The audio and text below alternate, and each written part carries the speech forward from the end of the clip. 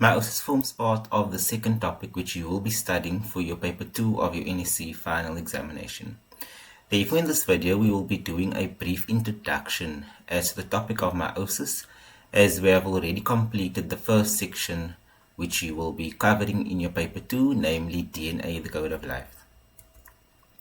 So based on your exam guidelines, in this video we will be covering the following topics. Firstly, the revision of the structure of a cell with emphasis on the parts of the nucleus, the centrosome and the cytoplasm. We will look at the structure of chromosomes, and we will also differentiate between haploid and diploid cells, sex cells and somatic cells, and then lastly sex chromosomes and autosomes. The last aspect of this video will touch on the revision of the process of mitosis, which you would have touched on in grade 10 already. So firstly, if we want to revise the structure of a cell, very similar to what we did in the first topic, DNA, the code of life, we can look at the structure of a eukaryotic cell, and inside that cell, we can locate something which we refer to as the centrosome. If we take out that centrosome and zoom into it, then this is basically what the centrosome is going to look like. You will have a mother centriole and you will have a daughter centriole.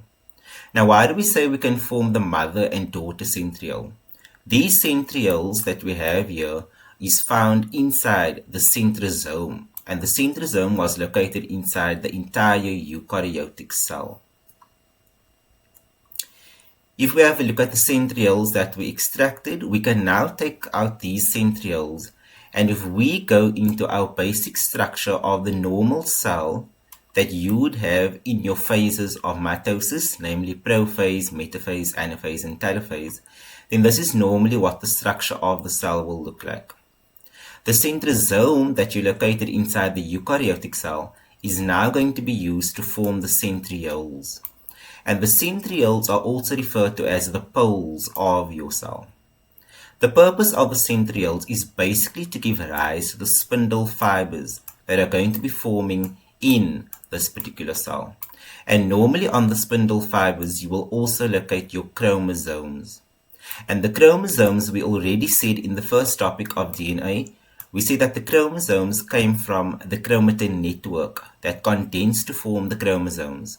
And the chromatin network was located inside the nucleus of the cell. So thus far, based on the exam guidelines, we did a simple revision of the structure of the cell, and we emphasized on parts of the nucleus, the centrosome, as well as the cytoplasm. We will now go on to the structure of chromosomes, and inside the structure of chromosomes, we will focus on the fact that chromosomes consist of DNA, which makes up genes, as well as protein. The number of chromosomes in a cell is a characteristic of an organism. For example, humans have 46 chromosomes. And then we'll also focus on the fact that chromosomes, which are single threads, become double. They have two chromatids joined by a centromere, and this was as a result of DNA replication. So if we have a look at the basic structure of a chromosome, very similar to what we focused on in DNA, the code of life, we say that our chromosomes are going to come from the nucleus, because inside the nucleus we have the chromatin network, and the chromatin network condensed to form the chromosome. But remember that it's on the chromosome where we are going to have our DNA, our genetic material. And if we have to take one short segment of DNA that codes for a specific characteristic, then that is referred to as a gene. So we have a number of genes on our chromosome. And if we have to zoom into that gene, then this is basically what we will see. We will have our DNA, our genetic material, found and located inside that gene. Now, different organisms are going to have different numbers of chromosomes inside their somatic cells. And depending on what the organism is, they will have a different number of chromosomes. Now, you don't need to know exactly all the numbers of chromosomes that will be located in all plants and animals. But you just need to understand that different animals and different plants have different numbers of chromosomes in them. For example, a camel will have 70, the housefly will have 18, a chicken will have 78, a mosquito will have 6, And if you're looking at the plants, a rice plant will have 24, bean plants 22, lettuce 18, etc. So you simply need to understand that different plants and different animals will have different numbers of chromosomes in their somatic cells. But what you do need to remember is that human beings have a total of 46 chromosomes in their somatic cells. What do we mean by a somatic cell? A somatic cell is simply going to be a normal body cell.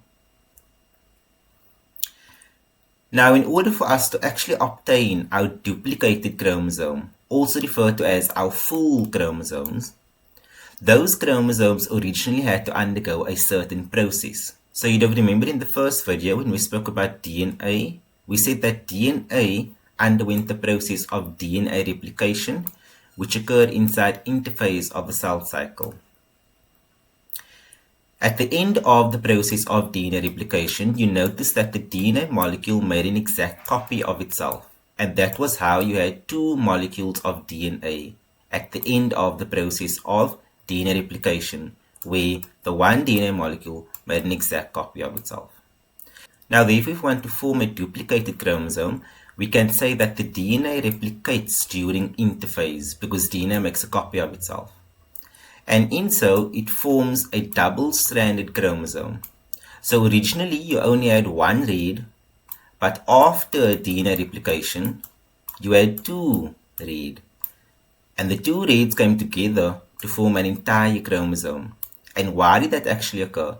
Because you had originally a single chromatid, but due to DNA replication, the chromatid made a copy of itself. And now you have the entire chromosome. And the two chromatids have been joined to each other using a centromere.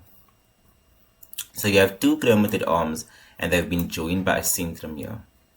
So just to recap what we touched on, we said that originally you had a single chromatid. For example, if I have to touch on this red chromatid here, originally there was a single chromatid, but because of the process of DNA replication that occurred in interphase of a cell cycle, it allowed the single chromatid to make an exact copy of itself. And therefore, the two chromatids become joined to each other with a centromere, and they are now referred to as a full chromosome. Now, why do we have a red chromosome and a blue chromosome? Now, it does not necessarily mean that your chromosomes are red in color and blue in color, but the different colors are simply there to indicate to you that one chromosome can come from your mother and the other chromosome can come from your father. That takes us on to the next thing, where we will look at homologous chromosomes. Now, please ensure that you understand exactly what this term means, because this is an important terminology that can definitely be asked of you in a simple 2-mark question. At the start of a particular question, for example, question 2 or question 3, 2.2, 1.1 could ask you to define the term homologous chromosomes. Or in question 1.2, where you are required to state the correct biological terms, the term homologous chromosome could also be tested. Now, what do we basically mean when we're speaking about a homologous chromosome? Now, remember we said that an entire chromosome simply comprises of two chromatids, and that chromatids have been joined to each other using a centromere. Now, the moment you have two chromosomes that have the same size, the same shape, and the same centromere position. I'll say it again. Two chromosomes that have the same size, the same shape, and the same centromere position. They are then referred to as being homologous chromosomes. And we can also call them homologous chromosome pairs. What do we actually mean by that? One of these chromosomes is going to come from the mother, therefore we refer to it as being maternal, and the other chromosome can come from the father, referred to as paternal. So the one chromosome comes from the mother, the other chromosome comes from the father, and because they are both the same shape, size, and centromere position, we refer to them as being homologous chromosomes. But now you'd also have remembered earlier on we said that on the chromosomes you are going to have genetic material, and that genetic material comes in the form of genes. Now you'll notice here on top you have a white line on the red chromosome and you have a white horizontal line on the blue chromosome. And those lines are found at exactly the same location. The first line on top on the red and the blue chromosome simply indicates a certain characteristic. For example, we can look at eye color, and eye color must have the same location on each chromosome, and that location we refer to as the locus. At the bottom, we have another white horizontal line, and this horizontal line is coding for hair color on the red and the blue chromosome as well. But because they both are coding for hair color, they need to have the same locus, the same position on that particular chromosome. Just to have a look at a few basic characteristics of homologous chromosomes. So firstly, a pair of chromosomes, either maternal and paternal, that are similar in shape and size, and they also have the same centromere position. So you can see these two chromosomes here, they have the same shape, they have the same size, and they also have the same centromere position. Homologous chromosome pairs carry genes that control the same inherited traits or characteristics. What do we mean by that? If you look here right on top, on the pink one, you have capital letter A, and on the blue you also have capital letter A. So because they both have the capital letter A's, you can say that they code for the same characteristic. So for example, we could say that this characteristic is hair color. And with the next characteristic that you have capital letter B and small letter b, that will be a different characteristic because you are now using different letters. And they are also located at different positions on the chromosome. A pair of genes is found in the same locus. So like I just explained to you now, the first characteristic that's labeled as A, they are the same genes and therefore they need to be at the same position on the chromosome, and that position is referred to as the locus. Then humans have 23 pairs of homologous chromosomes. So humans in general will have 23 pairs of homologous chromosomes. And the total number of chromosomes found in a human somatic cell will be 46.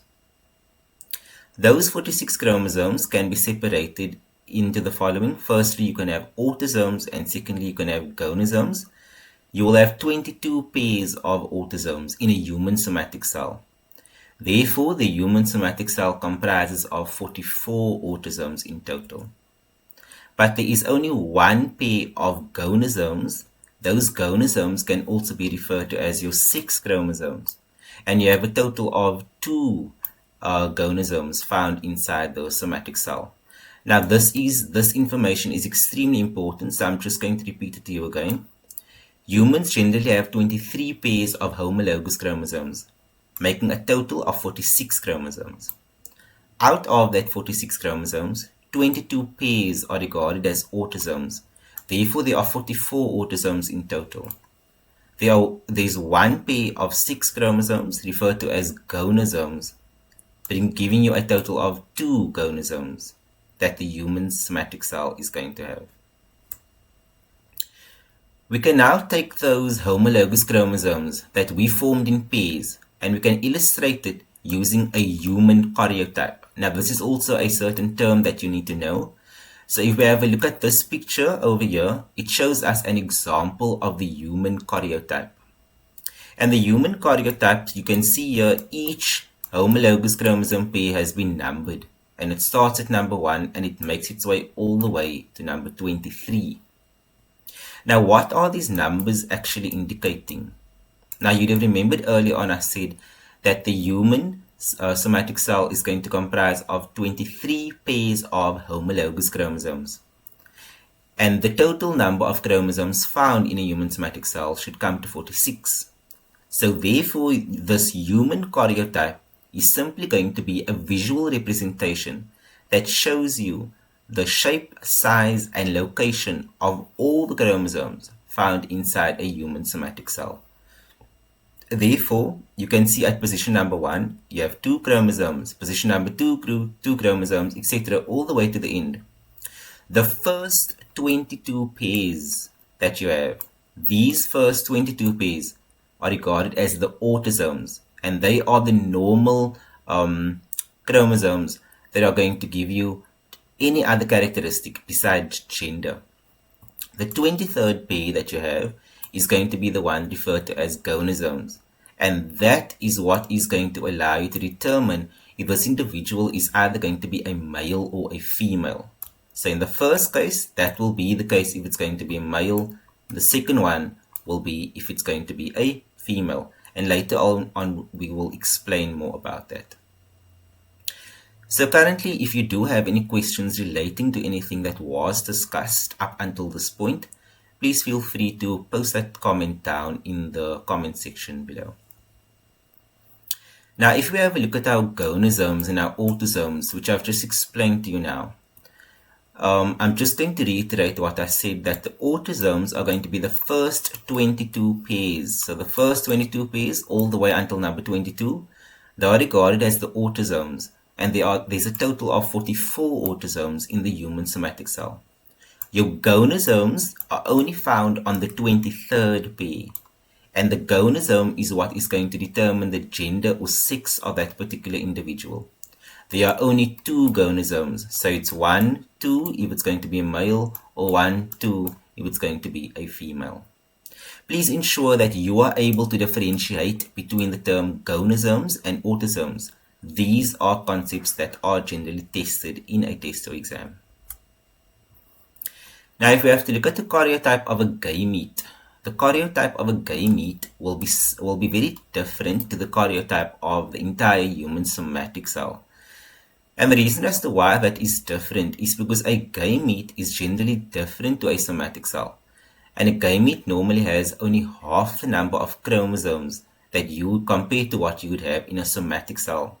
So therefore, if you look at these numbers here, you notice that at each number there's only 1 chromosome, compared to the human karyotype that we looked at earlier on, where each number had 2 chromosomes next to them. So therefore, we can also conclude that the karyotype of the gamete will only have 23 chromosomes, rather than 46, like we observed in the human karyotype. If we have a look at our sex chromosomes, or those chromosomes that are going to be helping us to determine the gender of a particular offspring, the sex chromosomes are normally going to be those chromosomes that's going to be found on our gonosomes, and the sex chromosomes code for gender of the offspring. So gender, it's either going to be male or it's going to be female. If the offspring has 2 X chromosomes, it will be regarded as a female, and if the offspring has 1 X chromosome and 1 Y chromosome, it will be regarded as a male. Now, this is something that you need to remember because you will be asked, how can you identify a male or a female? So on the 23rd pair of your human somatic cell, you will notice that the 23rd pair is going to be determining gender. If on the 23rd pair, you have 2 X chromosomes, you can conclude it's going to be a female. But if on that 23rd pair you have an X chromosome and a Y chromosome, then that particular individual is going to be regarded as a male. So if we have to illustrate it using this diagram, the 2 X chromosomes that we have first, if this is found on the 23rd pair, then this is going to be a female. But if you have an X chromosome and a smaller one regarded as the Y, the X and Y is going to be referring to a male if this is found on the gonosome, the 23rd pair of your cells found inside the somatic cell. So if we have a look at the following picture, we can just use this to determine if this is going to be a boy or a girl. So the Y chromosome decides. So here you have a big X chromosome and then you have a smaller chromosome. That smaller chromosome will always be the Y chromosome. So simply because you have an X chromosome and a Y chromosome, you can decide that this particular individual will rather be a boy instead of a girl. So based on the exam guidelines thus far, we have revised the structure of a cell with an emphasis on parts of the nucleus, the centrosome, and the cytoplasm. And then we also looked at the structure of chromosomes. We see that chromosomes consist of DNA, which makes up genes and protein.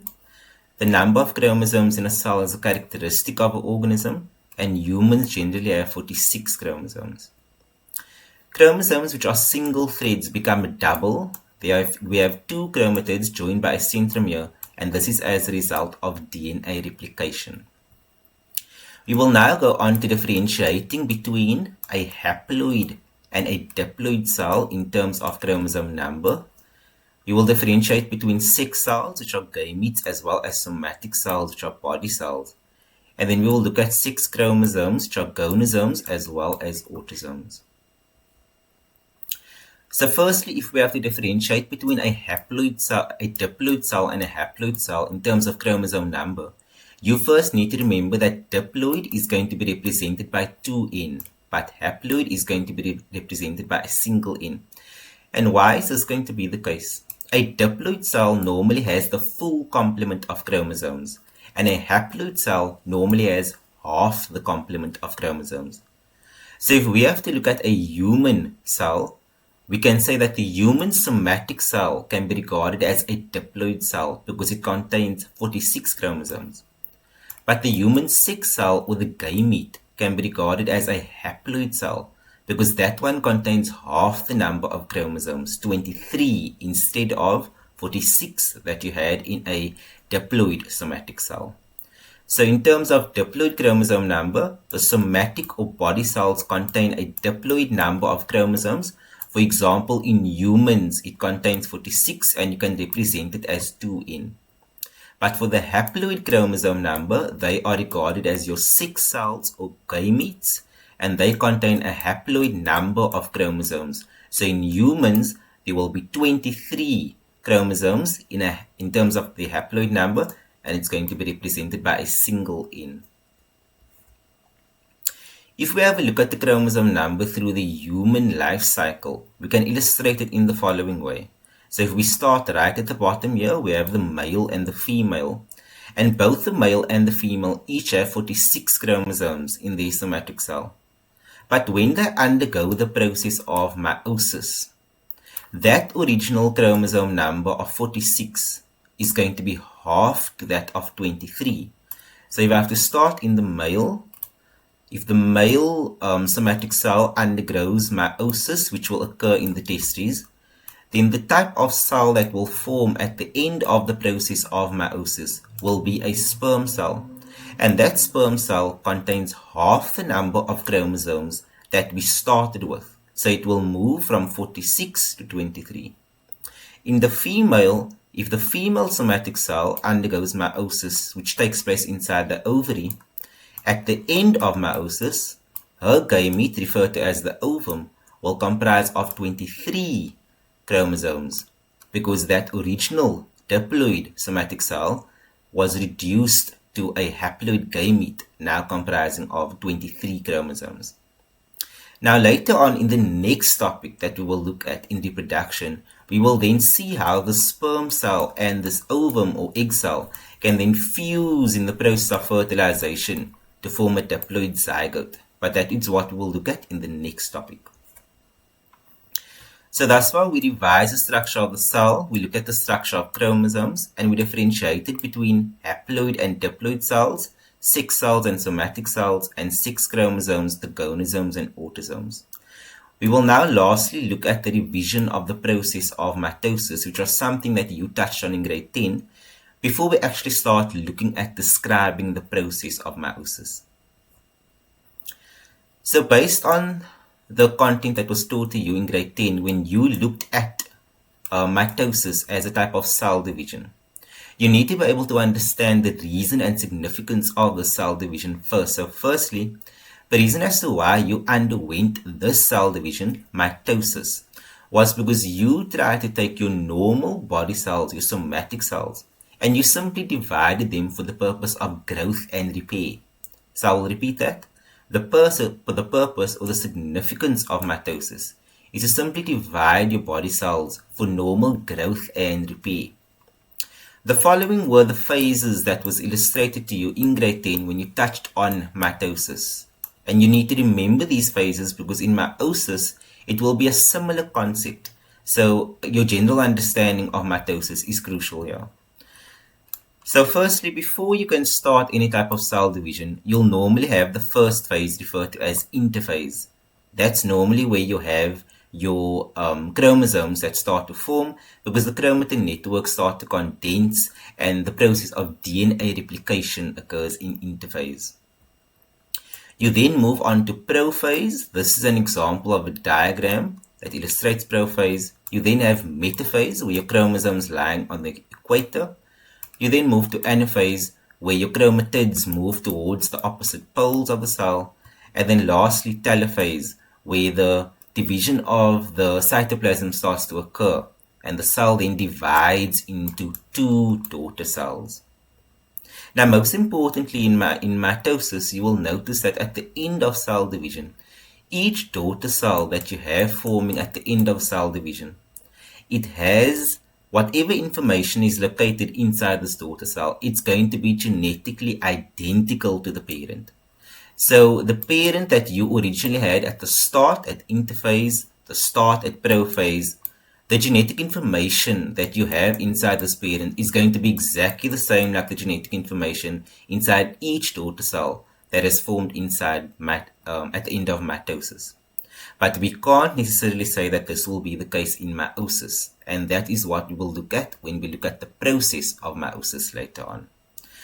So just to recap what we have touched on, in mitosis we started with interphase, prophase, metaphase, anaphase, and telophase.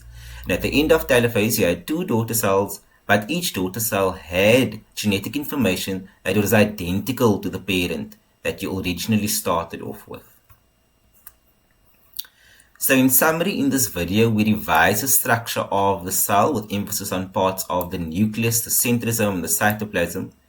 We looked at the structure of chromosomes. We differentiated between haploid and diploid cells, 6 cells and somatic cells, 6 chromosomes, and autosomes. And then lastly, we revised the process of mitosis. In the next video, we will look at the entire process of meiosis, where we will look at meiosis 1 and meiosis 2. Thank you very much for taking the time to watch this video. I hope to have you all join me in the next video, which will be based on the process of meiosis.